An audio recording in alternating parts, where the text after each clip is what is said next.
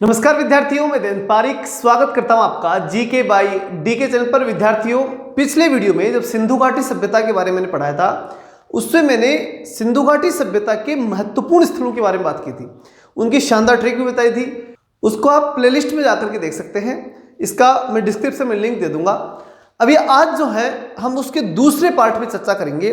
बहुत ही महत्वपूर्ण है, छोटा वीडियो जरूर होगा लेकिन क्वालिटेड होगा, ये पक्का विश्वास है। और सबसे बड़ी बात, छोटे छोटे करके भी मैं मैटर आपको पूरा ही दूंगा, इस बात को आप निश्चिंत रहें। और अब जो है वो काफ़ी शादी हुआ थे, काफ़ी बिजी शेड्यूल था, लेकिन अब रेगुलर अपन स्टडी शुरू करेंगे। चलिए शुरू करते हैं। देखिए, सिंधु सभ्यता के अंदर सबसे पहला सबसे महत्वपूर्ण प्रश्न जो हमारे दिमाग में आता है वो ये कि सभ्यता को खोजा किसने होगा। कोई व्यक्ति तो ऐसा होगा जिसने जाकर के सभ्यता को खोजा। तो सिंधु घाटी सभ्यता का पहला स्थल जो हम सब जानते हैं, हड़प्पा जो था, उस हड़प्पा की खोज और उसके साथ साथ वहीं से एक तरह से सिंधु सभ्यता की खोज की शुरुआत वो की थी दयाराम साहनी ने, जिनका पूरा नाम था राय बहादुर दयाराम साहनी। 1921 के अंदर उन्होंने खोजा था। इनके साथ इनके सहयोगकर्ता माधव स्वरूप वत्स भी थे, ठीक है, लेकिन प्रमुख रूप से दयाराम साहनी का ही नाम इसमें आता है। अब प्रश्न ये उठता है कि वो जो जगह है उस जगह को तो खोज लिया, खोजने के बाद में ये भी तो मालूम करना पड़ता है कि जो वस्तु खोजी गई ये कब की है, कितनी पुरानी है, क्योंकि इतिहास की जानकारी तो तभी मिलेगी।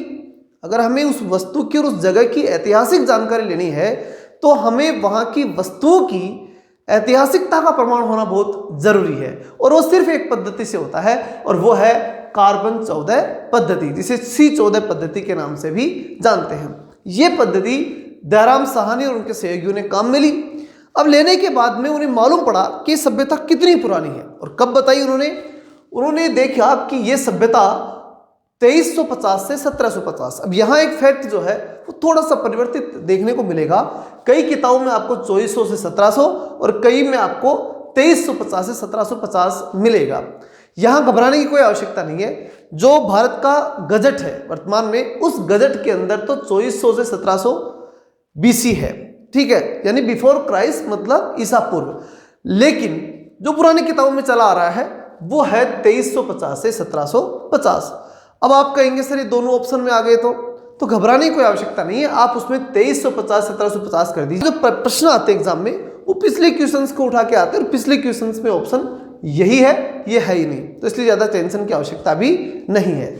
आगे चलते हैं। तो यहां तक क्लियर हो गया कि सभ्यता कितनी पुरानी है। तो कितनी पुरानी है कि भाई ईसा से भी 2400 साल पुरानी सभ्यता है।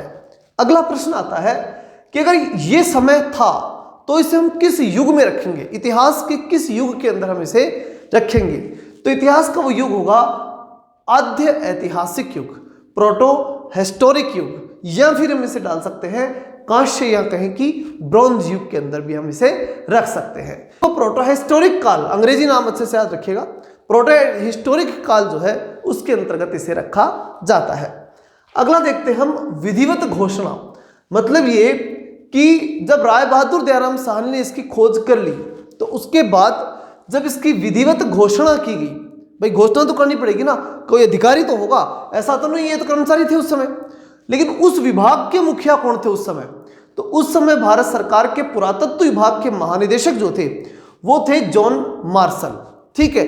तो जब ये खोज 21 में की तो 23-24 तक 2 साल उनको रिसर्च में भी लगा कि वास्तव में एक सभ्यता के रूप में ही है या नहीं है। तब 24 के अंदर पूरी तरह से विधिवत घोषणा 1924 के अंदर सर जॉन मार्शल ने की। और ये एक प्रकार से विधिवत का मतलब है कि उसे स्वीकार कर लिया गया कि हाँ ये एक सभ्यता है। इस प्रकार की भारत सरकार के उस विभाग यानी पुरातत्व विभाग के माध्यम से ये बात हमें जानकारी मिल गई। अब प्रश्न ये उठता है कि ठीक है साहब, ये तो खोज तो हो गई कंप्लीट। खोज होने के बाद वो स्थान आज कहाँ है जिस सभ्यता की हम बात कर रहे हैं, यानी जिस सिंधु घाटी सभ्यता की हम बात कर रहे हैं, उसका विस्तार कहाँ तक था, कितना लंबा चौड़ा उसका विस्तार था। बड़ा ही महत्वपूर्ण है, एग्जाम में पक्का इसमें से प्रश्न आएगा, इसको ध्यान से समझिएगा। देखिए, सबसे पहले अगर हम इस सभ्यता को देखें तो ये मान लीजिए क्या है, पूरी सिंधु सभ्यता है, सिंधु घाटी सभ्यता, ये पूरी की पूरी सिंधु घाटी सभ्यता है। अब यहां से हम ये देखें कि इस सभ्यता के पश्चिम में तो कौन सी सभ्यता, उत्तर में कौन सी, पश्चिम में कौन सी, यानी आखिरी पश्चिम में कौन सी, आखिरी पूर्व में कौन सी, आखिरी उत्तर में कौन सी और आखिरी दक्षिण में कौन सी, आखिरी सभ्यता कौन सी थी। तो हम इस बात को देखें तो सबसे पहले हम शुरुआत करेंगे पश्चिम से। पश्चिम से देखिए ट्रिक बताऊंगा यहाँ, बहुत इंपॉर्टेंट है, ध्यान से समझिएगा। सबसे पहले हम पश्चिम में शुरुआत करेंगे तो पश्चिम में बलूचिस्तान, बलूचिस्तान की जब हम बात करते हैं तो ये पड़ता है वर्तमान में पाकिस्तान में। तो इसको याद कैसे रखना है, देखिए जो छोटे बच्चे होते हैं ना, सुत, सुत का मतलब होता है बच्चे, ठीक है, बच्चा बोल सकते हैं, ठीक है। तो सुत यानी बच्चा, उसको क्या बोलते हैं घर वाले, छोटे बच्चे को बुल्लू के नाम से, इस प्रकार से नाम से उसे जाना जाता है। तो एक सुत था जिसका नाम था बुल्लू यानी बलूचिस्तान।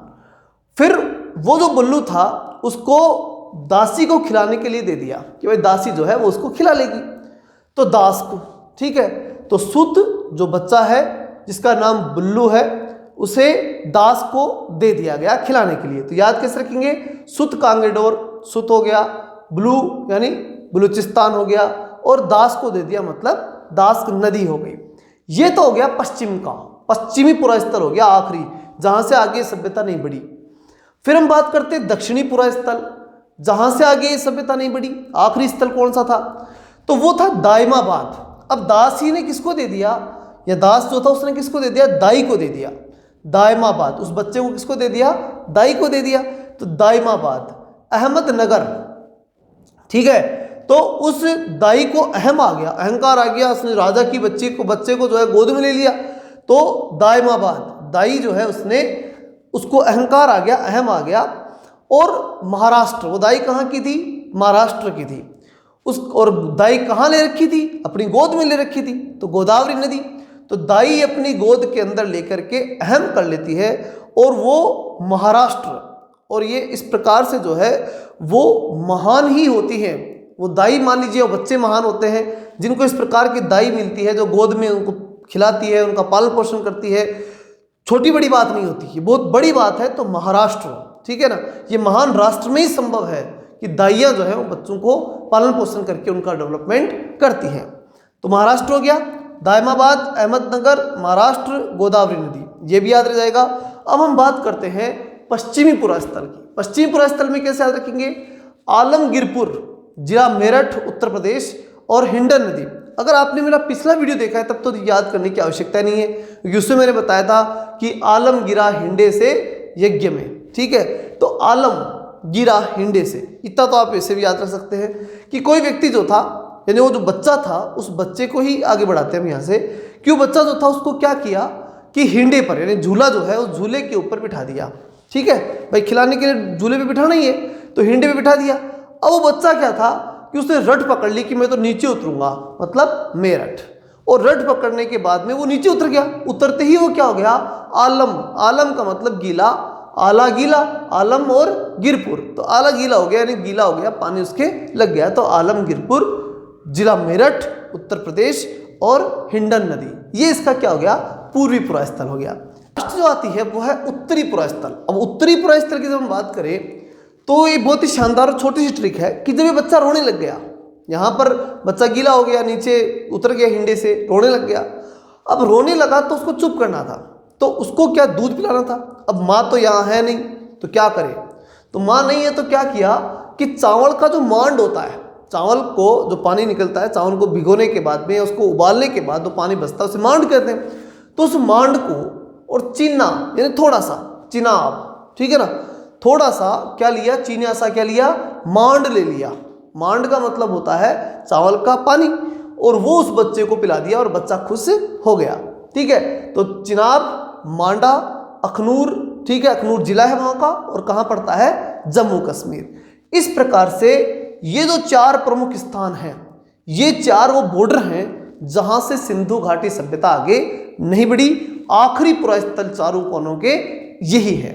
ये जो इसका जो विस्तार हुआ वो त्रिकोण के रूप में हुआ, ट्राइंगल के रूप में इसका विस्तार हुआ था। ये तो मैंने चतुष्कोण, तो क्योंकि 4 तो एंगल बनेंगे जहां तक फैले हुए हैं, लेकिन इसका जो विस्तार हुआ था, विस्तार होने का जो तरीका था वो त्रिकोण के रूप में इसका विस्तार हुआ था। ये आपको इसमें ध्यान रख लेना है। तो 2 चीजें आज हमने जानी।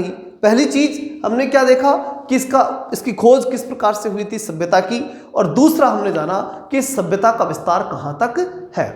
आगे हम जानेंगे नेक्स्ट वीडियो के अंदर कि किस प्रकार से इस सभ्यता के अंदर कौन कौन सी चीजें खोजी गई। मात्र एक कहानी से मैं आपको बहुत ही अच्छी तरीके से आगे बताऊंगा और बहुत ही शानदार तरीके से इसको याद करवाऊंगा। चलिए मिलते हैं नेक्स्ट वीडियो में, तब तक के लिए जय हिंद जय भारत।